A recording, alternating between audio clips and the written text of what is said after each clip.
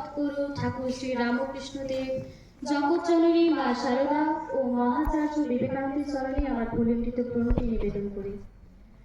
আজকে বিশ্বনেতা তথা বিশ্বনায়ক স্বামী বিবেকানন্দের জন্মবার্ষিকী উপলক্ষে আমাদের এই ক্ষুদ্র অনুষ্ঠানে আমি একটি কবিতা আবৃত্তি করার প্রয়াস রাখি।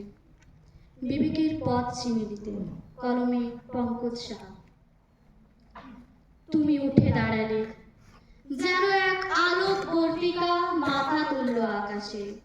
তোমার এক পাশে বীরচাঁদ গান্ধী, অন্য পাশে বৌদ্ধ সন্ন্যাসী ধর্মপাল। মঞ্চ জুড়ে তুমি অনির্বচনীয়, তোমার হিরণময় কণ্ঠে একান্তই আত্মীয়তার সংভাষণ। করতালের মহা তরঙ্গে ভেসে যাচ্ছে শিকাগোর আকাশ। দেবদূত এক পাখি তখন উড়ে আসছে দক্ষিণ ঈশ্বর থেকে বেলুড়ের আকাশে।